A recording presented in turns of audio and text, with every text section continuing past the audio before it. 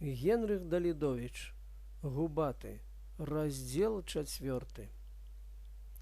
Губаты, так ужо выйшла, застаўся ў лесніковай гаспадарцы. Летам і ранняй восенню ненавязаны пасвіўся з цялём на выгане, бегаў у лес паласавацца лісцем і карою, прывык да вёскі, да машын, людзей, аббегаў усе наваколіцы, і да яго прывыклі, надта дзеці. Начаваў у падпаветцы. На зіму яго паставілі ў невялікую загарадку ў хляве, да якога ён доўга не мог прывыкнуць. Неяк муляла суседства з каровай і свіннямі. Тыя не хацелі падружыцца з ім. Надта ж палахліва свінні рохкалі і пудзіліся яго. Цяжка было пераносіць пах гною і цеснату ў маленькай загарадцы.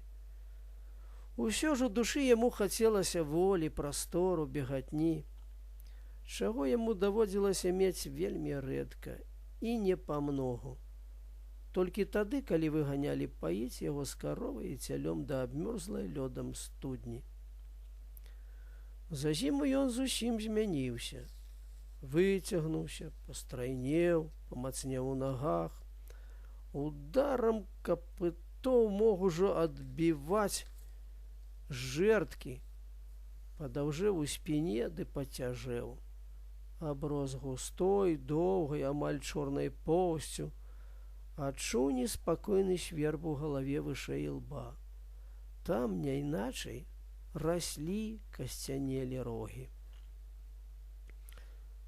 Вясною, калі спала талая вада, патужэла вільготная халодная зямля і пачала ядрана пахнуць яшчэ нябачная маладая лістота, Губаты засумаваў.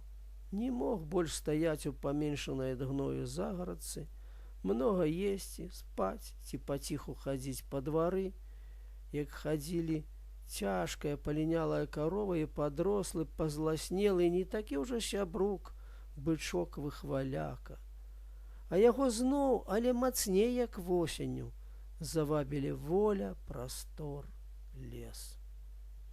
Ён, падрослы, не так ужо цягнуўся дурэць з дзецьмі, і тыя за зіму неяк да яго пахаладзелі, пачалі баяцца яго штуршкоў, ад якіх яны адляталі, як снапы.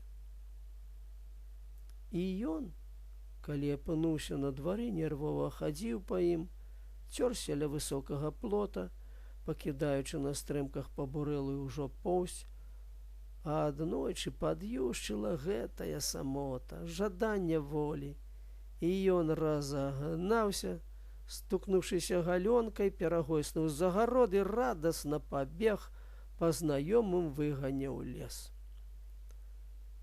Ляснік, як сонца паднялося над хатай, разліло маладое цяпло на сінім небе, уехаў у двор з калясьмі, увайшоў сюды, у хлеў, пагладзіў Губатага, якому надакучыла стаяць аднаму ў загарадцы па шыі, а пасля амаль неадчутна завязаў на яе пастронак і за яго, адчыніўшы перакошаныя варотцы, вывеў з пустога хлява на двор, прывязаў да калёс.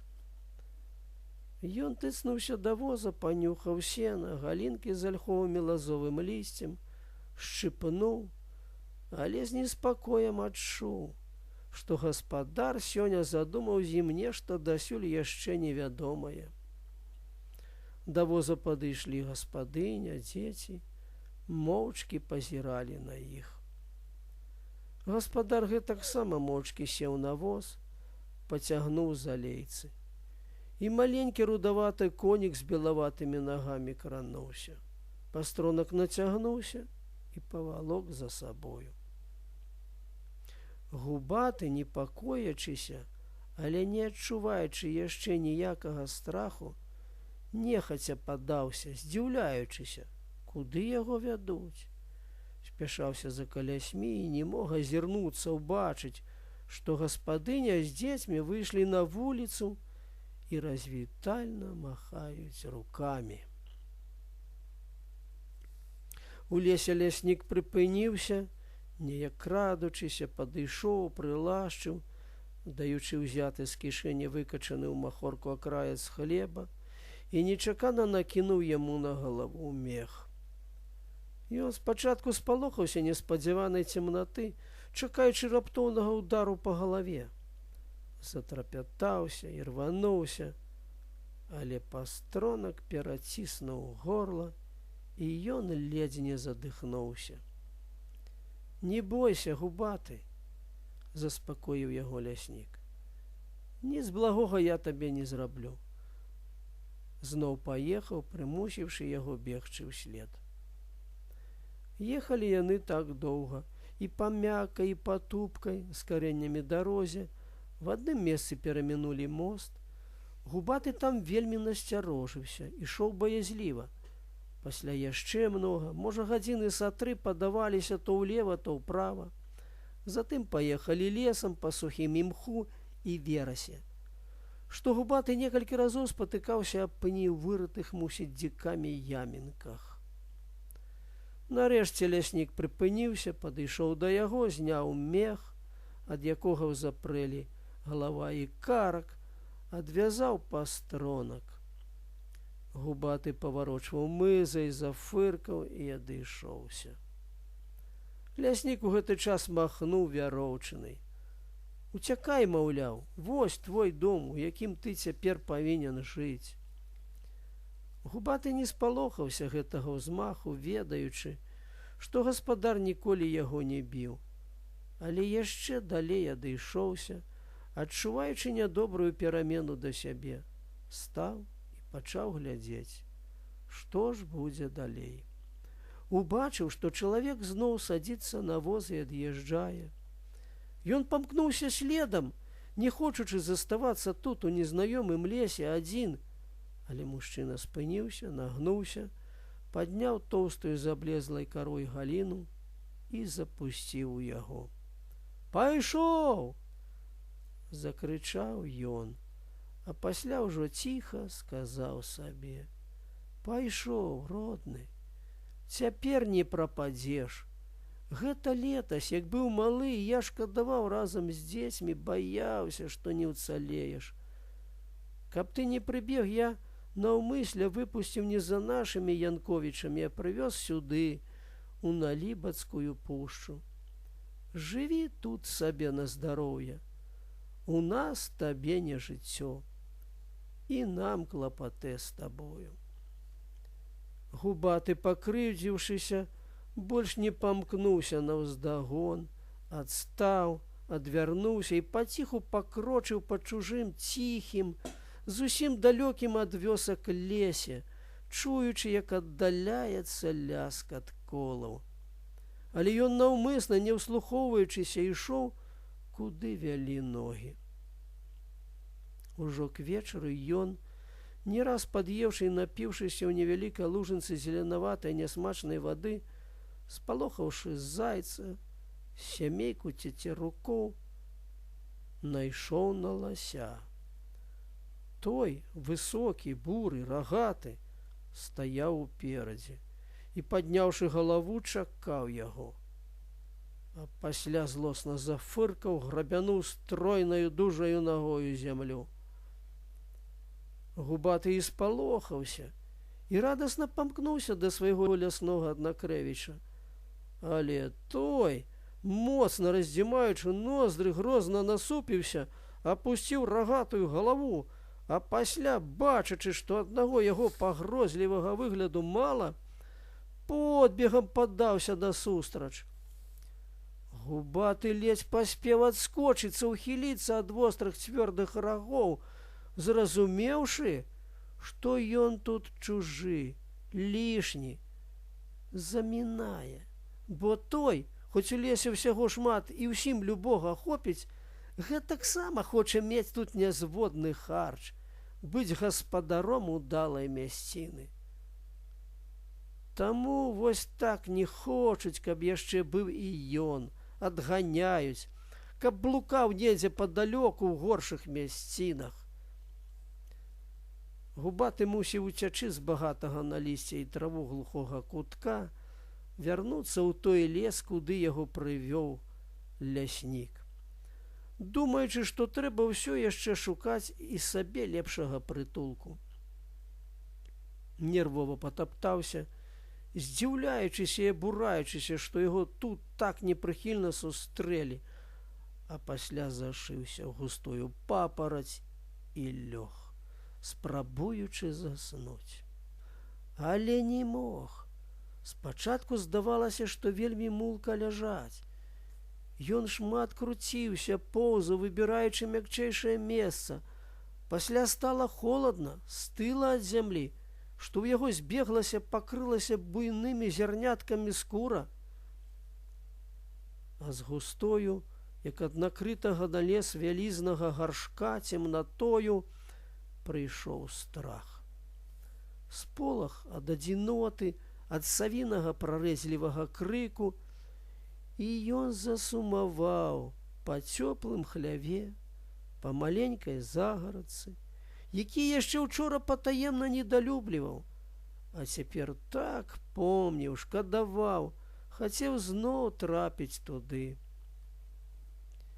Яму не цярпелася ўскочыць і пабегчы туды, да людзей, і калі гэтая думка, ад якой аж зашумела ў галаве і нечым гарачым аблілося сэрца, ледзь не падняла на ногі, нечакана прыйшла другая, цвярозая, халодная, ад якой адліла кроў ад галавы і сэрца.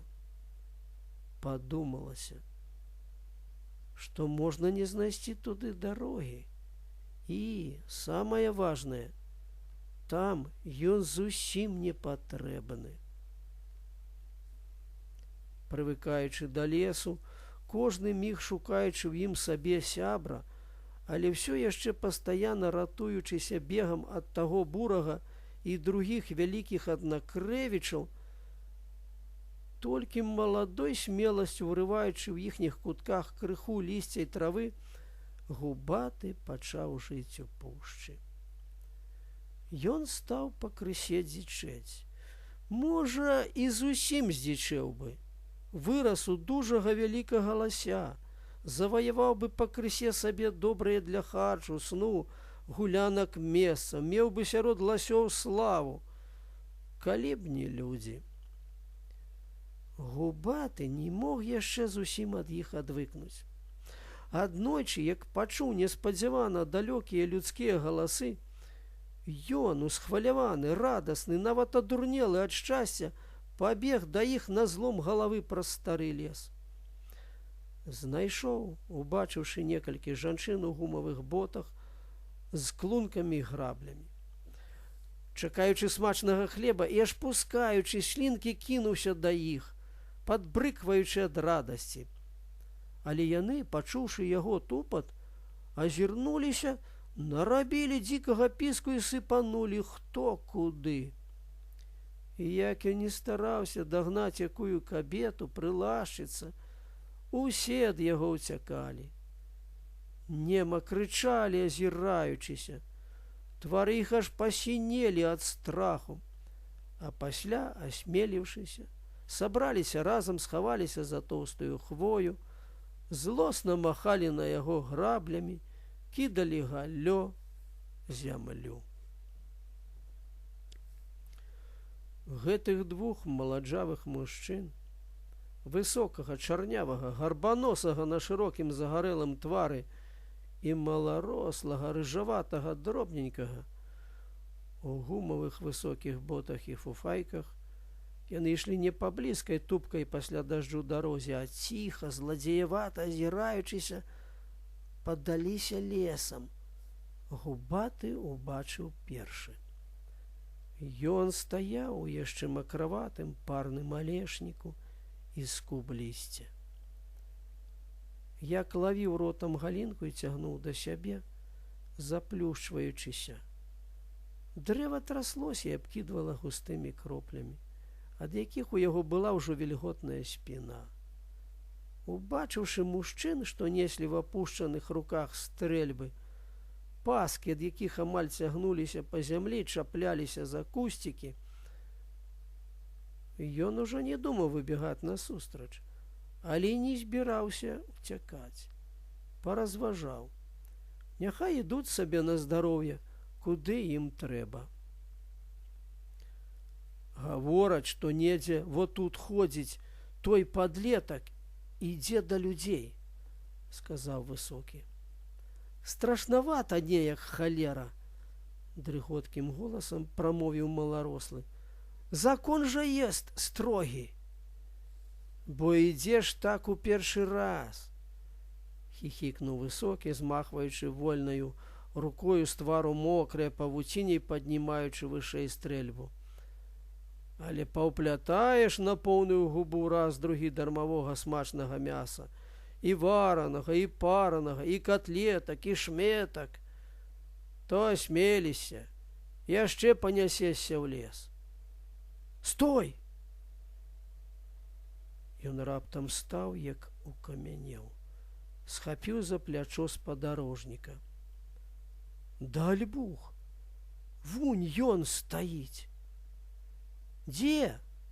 Спытаў той, плюшчыў маленькія вочкі. Па кубельцу, брат Будзя, прашаптаў Высокі, ціха здымаючы з плечука сумку і апускаючы яе долу. Так што не лгалі людзі, бачылі такі. Губаты ўсё стаяў і пазіраў, здзіўляючыся, што самі нарэшце ідуць да яго людзі, углядаюцца. Ён пачуў пагрозлівы парахавы пах са ствалоў, але не збаяўся. Помніў, што яшчэ чуйней пахла і леснікова стрэльба, якая ніколі не зрабіла яму нічога благога. Стралок! Грэбліва прашаптаў Высокі мужчына меншаму. Ды ў цябе рукі калоцяцца і губы дрыжаць, як у зайца. То я пальну. Калі не ўкладу, то ты тады дабі.